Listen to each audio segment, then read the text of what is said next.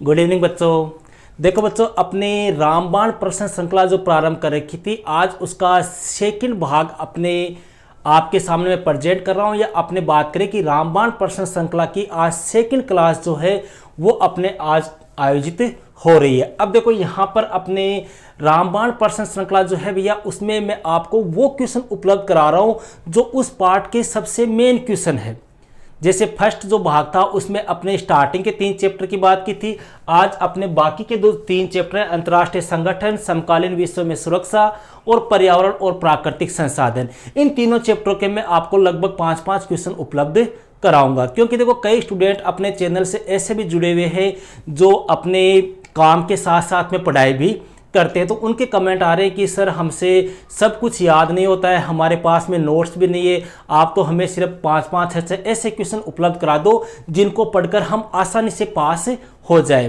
तो यहाँ पर वही क्वेश्चनों की श्रृंखला भैया मैं आपको बता रहा हूँ। आज अपने बात करेंगे इन 3 चैप्टरों की, और ये क्वेश्चन उनके लिए है जो ये चाहते हैं कि गुरुजी हम तो सिर्फ पास हो जाए, अच्छे नंबरों से 50-60% हमारे बन जाए, उनके लिए ये क्वेश्चन है। बाकी जिनका ये सपना है कि सर मेरे को तो 90 क्रॉस करना है, 95 क्रॉस करना है, तो उनके लिए मैं पहले भी आपको बता चुका हूँ कि अपनी जो प्लेलिस्ट बनी हुई है मोस्ट क्वेश्चन प्री बोर्ड वाली, टेस्ट वाली, वहाँ पर जो क्वेश्चन है उनको आपको तैयार करना है। ठीक है, तो अब अपने बात करते हैं। देखो एक चीज़ और भैया, अपने कुछ स्टूडेंट के कमेंट आ रहे हैं कि सर आप इनका हमें आंसर भी लिखाओ, जो क्वेश्चन मैं यहाँ पर आपको बता रहा हूँ। तो देखो आंसर मैं यहाँ पर नहीं लिखा सकता क्योंकि इनके आंसर मैं आपको पहले करा भी चुका हूँ, आपको नोट्स भी लिखा चुका हूँ। तो मेरा काम है आपको मोस्ट क्वेश्चन उपलब्ध कराना, समझ रहे हो। आप चाहो तो इनको अपने नोट से तैयार कर सकते हो, बुक से तैयार कर सकते हो, या सबके पास में पासबुक होती है, पासबुक से आप तैयार कर सकते हो। ठीक है, नोट्स लिखाऊंगा, उसमें आंसर लिखाऊंगा, उसमें बहुत ज़्यादा समय खराब होगा। हो सकता है मैं किस प्रकार से लिखाऊं, आपका याद करने का तरीका कैसा हो, वो सब अलग अलग है। इसलिए मैं यहाँ पर आपको मोटा मोटा हालांकि आपको आंसर बताता रहूंगा। तो सबसे पहला बात करते हैं भैया अपने अंतर्राष्ट्रीय संगठन। देखो भैया ध्यान रखना, इस चैप्टर से अपने बड़ा क्वेश्चन आएगा। सबसे पहला जो क्वेश्चन बनता है इस चैप्टर का, वो बनता है कि अपने संयुक्त राष्ट्र संघ अर्थात यूएनओ की स्थापना कब और क्यों हुई। पहला क्वेश्चन तो यही बनता है भैया। ठीक है, तो अपने आंसर कह देंगे कि यूएनओ की स्थापना जो है वो 24 अक्टूबर 1945 को हुई। क्यों हुई, तो अपने उसमें कारण लिख सकते हैं कि अंतर्राष्ट्रीय झगड़ों को रोकने के लिए, विश्व में शांति स्थापित करने के लिए, सदस्य देशों में आपस में सहयोग कायम करने के लिए, विश्व में अपने सामाजिक और आर्थिक समानता बढ़ाने के लिए, अगर मान लो कहीं युद्ध छिड़ जाए तो उस युद्ध के दायरे को क्या करने के लिए, सीमित करने के लिए, उसको कंट्रोल में करने के लिए अपने किसकी स्थापना हुई, यूएनओ की स्थापना हुई। इस प्रकार से 4-5 पॉइंटों में आपको आंसर देना है। सेकंड क्वेश्चन की बात करें भैया अपने इसी चैप्टर से। देखो मेन क्वेश्चन बता रहा हूं मैं आपको, ऐसे क्वेश्चन बता रहा हूं जो बार बार एग्जाम में पूछे जाते हैं। ठीक है, सेकंड क्वेश्चन है भैया अपने सुरक्षा परिषद जो है, इस सुरक्षा परिषद का सदस्य बनने के लिए कौन कौन से मानदंड निर्धारित किए गए हैं, और क्या भारत को सुरक्षा परिषद का सदस्य देश बनाया जाना चाहिए, अगर हां तो क्यों। इस प्रकार का क्वेश्चन आता है। तो सुरक्षा परिषद का देखो आप घुमाने के लिए ऐसे पूछ सकता है कि स्थायी सदस्य बनने के लिए कौन कौन से मानदंड है, अस्थायी सदस्य बनने के लिए कौन कौन से। तो ध्यान रखना भैया, स्थायी पूछ ले चाहे अस्थायी पूछ ले, मानदंड सेम ही है।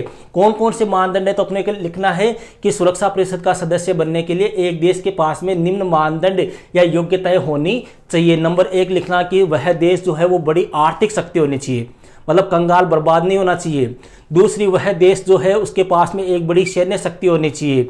तीसरा अपने लिख सकते हैं कि वह देश जो है वो यूएनओ में क्या देता हो, बजट देता हो। चौथा अपने लिख सकते हैं कि वह देश जो है वो जनसंख्या की दृष्टि से क्या हो, एक बड़ा देश हो। ये मानदंड होने चाहिए। अब यहां पर देखो एक बार क्वेश्चन आया था कि क्या भारत को सुरक्षा परिषद का स्थायी सदस्य देश या स्थायी या अस्थायी सदस्य देश बनाया जाना चाहिए, अगर हाँ तो क्यों। तो यही बातें आपको लिखनी है जो मैंने बताई है। क्यों, क्योंकि भैया भारत के पास में बड़ी आर्थिक शक्ति भी है, भारत के पास में सैन्य शक्ति भी है, और जनसंख्या का तो आपको पता ही है, समझ रहे हो। इसके अलावा यूएनओ में बजट भी देता है। इस कारण से भारत को सुरक्षा परिषद का स्थायी सदस्य देश बनाया जाना चाहिए। ठीक है, 2 क्वेश्चन हो गए। तीसरे क्वेश्चन की बात करें भैया अपने इस चैप्टर की, तो तीसरा क्वेश्चन अपने मेन जो बनता है वो है कि हमें अंतर्राष्ट्रीय संगठन की आवश्यकता क्यों है। तीसरा क्वेश्चन ये बनता है भैया, अंतर्राष्ट्रीय संगठन क्यों चाहिए? तो इसमें अपने कह सकते हैं कि देखो अपने 2 विश्व युद्ध हुए थे, अब उन विश्व युद्धों को रोकने के लिए तो अपने को क्या चाहिए? अंतर्राष्ट्रीय संगठन चाहिए। तो पहला तो लिख सकते हैं कि जो अंतर्राष्ट्रीय समस्याएं हैं उन समस्याओं का शांतिपूर्ण समाधान करने के लिए हमें अंतर्राष्ट्रीय संगठन चाहिए। दूसरा अपने लिख सकते हैं कि विश्व के विभिन्न देशों के मध्य आपस में सहयोग स्थापित करने के लिए हमें अंतर्राष्ट्रीय संगठन चाहिए। तीसरा अपने कह सकते हैं कि विश्व में जितनी भी घटनाएं घटित हो रही है उन घटनाओं की सूचना जुटाने के लिए हमें अंतर्राष्ट्रीय संगठन की आवश्यकता है।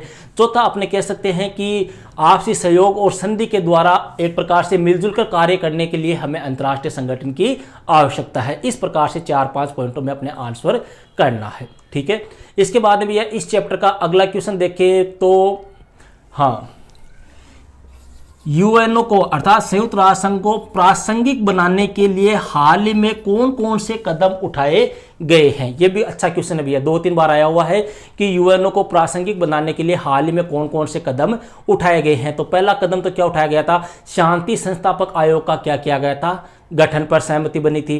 दूसरा अपने कह सकते हैं कि कोई देश मान लो अपने को अत्याचारों से, अपनी जनता को अत्याचारों से बचाने में असफल रहता है तो संपूर्ण विश्व बिरादरी जो है वो उसकी क्या करे? रक्षा करे। तीसरा सहस्त्राब्दी विकास लक्ष्य को प्राप्त करने पर सहमति हुई थी। चौथा अपने कह सकते हैं कि मानवाधिकार संबंधी दशाओं में सुधार करने पर अपने बल दिया गया था। इसके अलावा यह एक लोकतांत्रिक कोष का गठन करने का क्या किया गया था? निर्णय किया गया था। ठीक है, इसके अलावा यह अपने इस चैप्टर में और बात करें तो एक क्वेश्चन है, एक ध्रुवीय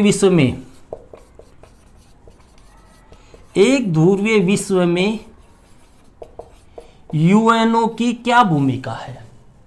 बस ये 5 क्वेश्चन भैया इस चैप्टर से आपको क्या करना है? तैयार करना है। अगर इनके अलावा आप कुछ और देखना चाहो तो एक विश्व बैंक और अंतर्राष्ट्रीय मुद्रा कोष, इनको थोड़ा सा और देख लेना। इनकी स्थापना 1945 में हुई थी। दोनों का मुख्यालय वाशिंगटन में है। विश्व बैंक के 164 सदस्य देश है और अंतर्राष्ट्रीय मुद्रा कोष के 189 है। बस इतना ही आपको ध्यान रखना है।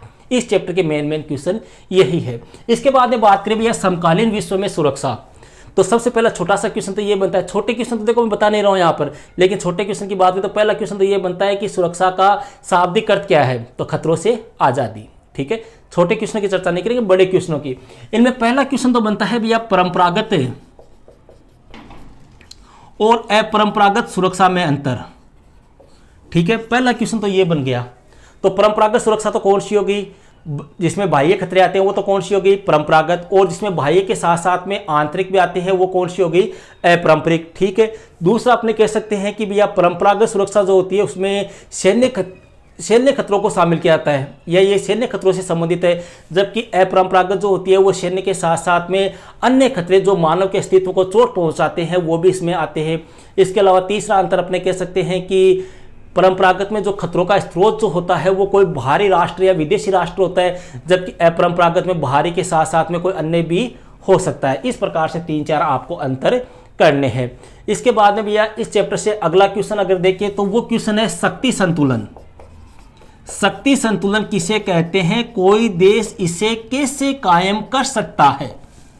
यह क्वेश्चन भी बहुत बार आया है कि शक्ति संतुलन क्या है, कोई देश इसे कैसे कायम कर सकता है। देखो भैया सीधा सा ध्यान लो, कोई भी युद्ध की कंडीशन हो जाए, एक राष्ट्र कमजोर है एक मजबूत है, तो जो कमजोर राष्ट्र है वो अन्य देशों का सहयोग लेके अपने को इतना मजबूत बना ले कि दूसरा हमला करने से पहले 10 बार सोचे, मतलब दूसरे के लेवल में आ जाना, शक्ति में संतुलन हो जाना, दोनों में बराबर ताकत हो जाना, वही क्या कहलाता है? शक्ति संतुलन कहलाता है। अब कोई देश कैसे कायम कर सकता है? गठबंधन करके, किसी के साथ में गठबंधन कर ले, समझौता करके, शस्त्रीकरण करके, निशस्त्रीकरण करके, इस प्रकार के उपाय करके अपने कोई भी देश जो है वो शक्ति संतुलन को क्या कर सकता है? कायम कर सकता है।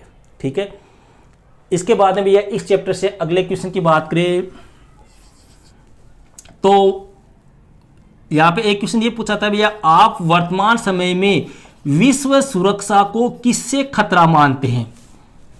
क्वेश्चन क्या है कि आप वर्तमान में विश्व सुरक्षा को किससे खतरा मानते हैं? कोई 2 या 3 खतरों के नाम लिखिए। तो वर्तमान समय में भैया, तो वर्तमान में देखो एक तो हो गया ग्लोबल वार्मिंग जिसको अपने वैश्विक तापवृद्धि भी कहते हैं, दूसरा अपने कह सकते हैं आतंकवाद है, तीसरा आपके कोरोना है, बर्ड फ्लू है, या अपने सीधा बोल दे महामारियां हैं। ये क्या है? वर्तमान समय में खतरे हैं।